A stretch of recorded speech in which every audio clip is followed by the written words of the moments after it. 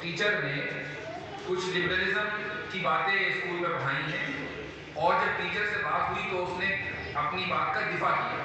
میں چاہتا ہوں کہ آپ ہمارے پاس آئیں اور ٹیچرز کو ٹرین کریں ان موضوعات پر۔ میں نے کہا ٹھیک ہے۔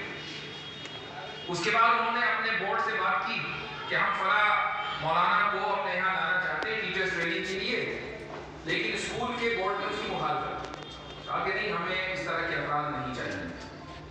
ایکسٹریمسٹ کا لفظ انہوں نے استعمال کیا کہ ہمیں ایکسٹریمسٹ نہیں چاہیے، ہمارے بچے پہلے سے ہی اعتدال پسند ہیں۔ انہوں نے لبرلزم کو اعتدال پسند سمجھا، اور یہ میں مسلم اسکول کی بات کر رہا ہوں، 100% مسلم اسکول، اور وہاں عام طور سے سمجھا جاتا ہے کہ بڑا دینی ماحول ہے۔ تو اگر یہ ممکن ایسی جگہوں پر نہیں ہے تو پھر ویسی جگہوں پر کہ جہاں مقصد اسکولوں کا تعلیم دینے سے زیادہ یہ ہو کہ کھانا کمانا کیسے ہے، یہ کیسے ممکن ہوگا؟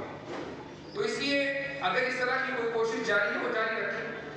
اصل یہ ہے کہ جس طرح ہم مدرسے آسانی کے ساتھ یا کچھ مشکلات کے ساتھ قائم کر دیتے ہیں، اسکول بھی ہمیں ہی قائم کرنے ہیں، اور یہ ایک رات یا چند مہینوں، چند دنوں، ہفتوں کا کام نہیں ہے۔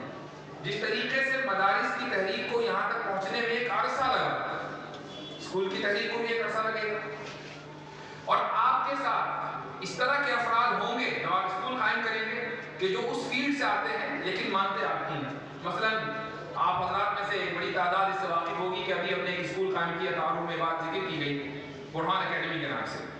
تو ہمارے ساتھ کچھ افراد ہیں، ٹیم کے لوگ ہیں، اور ان کی ذہنی جو فکر ہے وہ ویسی نہیں ہے جو ایک عالم دین کی ہوتی ہے، ظاہر وہ عالم نہیں ہے۔